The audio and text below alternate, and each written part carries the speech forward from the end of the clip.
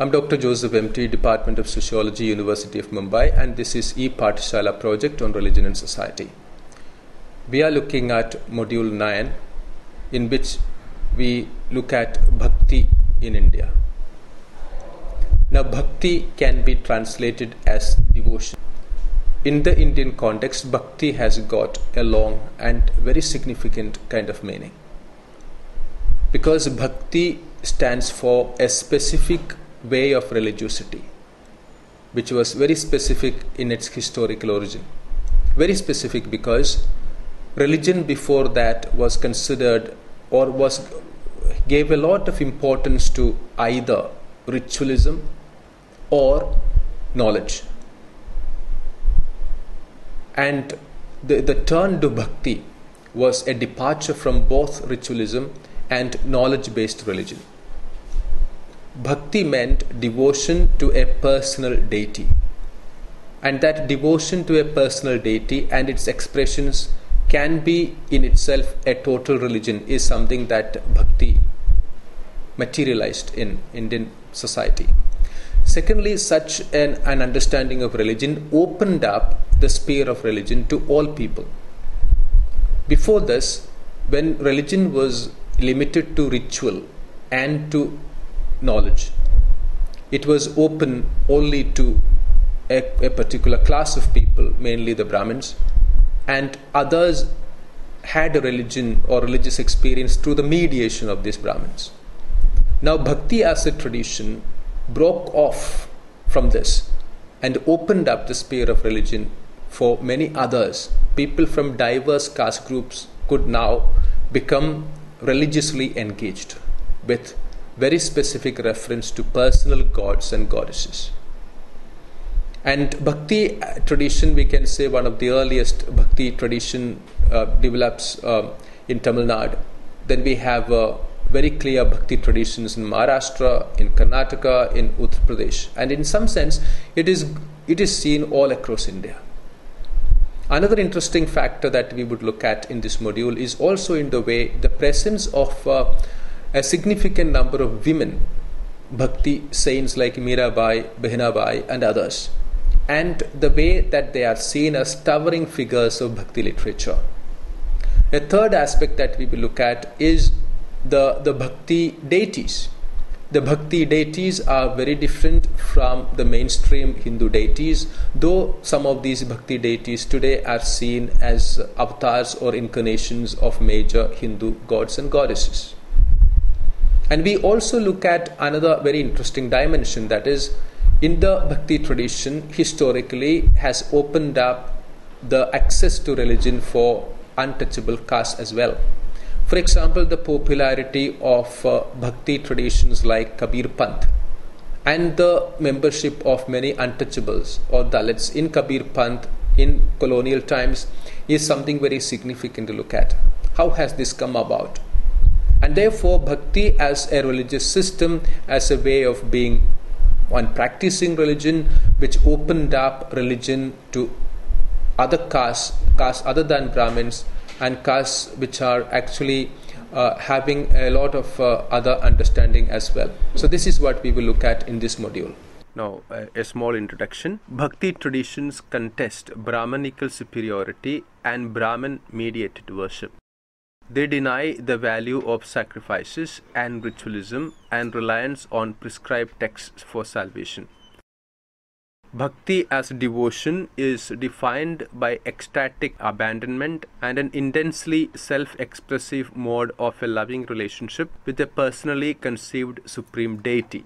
Salvation in Bhakti was available to all, including members from the Shudra, Ati Shudra and women. Now, in simple terms, it means Bhakti just means way of religion which encourages and which focuses on one's personal devotion to a deity. And in that sense, it is historically Bhakti evolved as counter to Brahmanical, ritual-oriented and superiority-oriented kind of religious systems.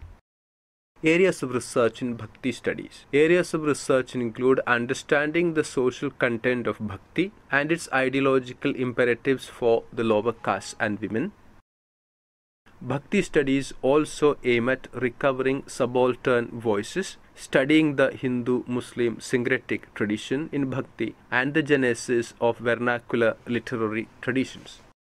Debates on authorship suggest that there exists an authorship of Bhakti poems could have been multiple, and it would include also a community of singers and performers who preserved these traditions. Now, something very important in this to pick out for us is that the kind of Bhakti literature that has come down to us cannot be attributed to single authorship. It would have come down from different communities, attributed to single singers, Bhakti saints and things like that. Varieties of Bhakti. We start with one of the first Bhakti traditions to evolve, which is in South India, Tamil Bhakti. In the south, we have the Tamil Bhakti movement of the 6th to 9th centuries, which includes the 12 Alvar who worship Vishnu and the 63 Nayanars who worship Shiva. They were canonized and introduced in temple worship from the 9th century. From the 11th, 12th, these traditions were appropriated by Brahmin intellectuals.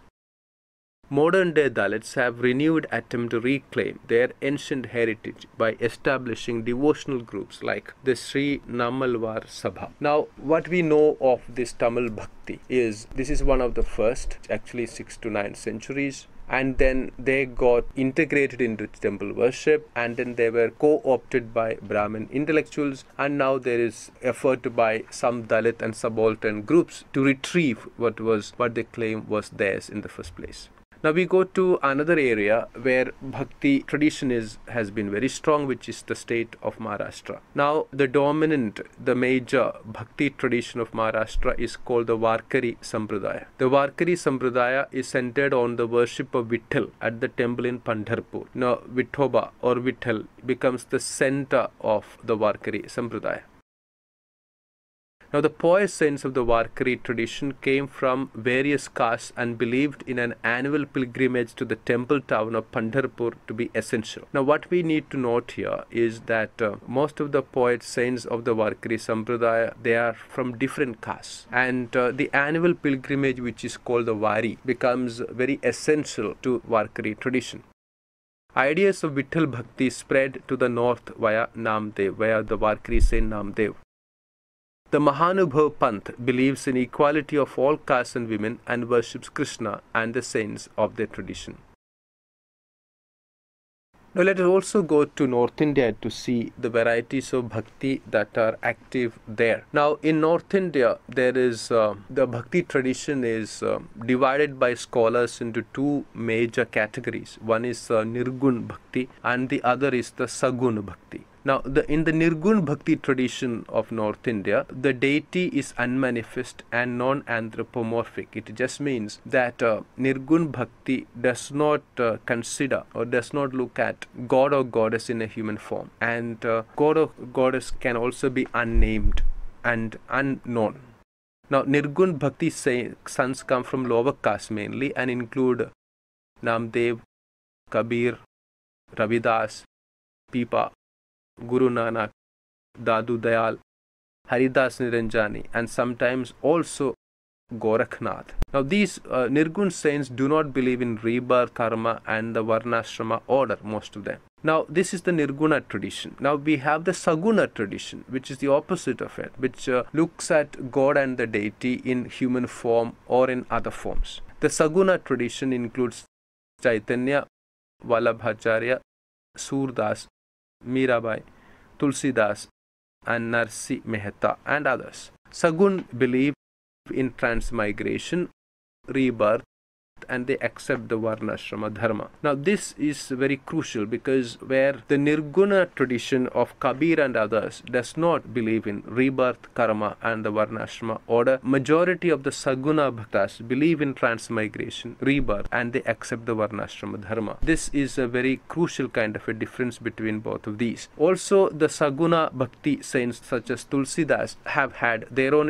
interpretations of Hindu texts such as the Ramayana and others. Bhakti and women. Now we look at the relationship between the Bhakti movement and women. The relationship of a woman to God is relevant of understanding gender relationship in any society. In Bhakti, their struggle is with the family and family values and is often against marriage. The conceptualization of God in Bhakti tradition is that of an equal partner and a confidant. In Veerashaivism, there is an absence of pollution taboos, right to inheritance, and equality in marriage.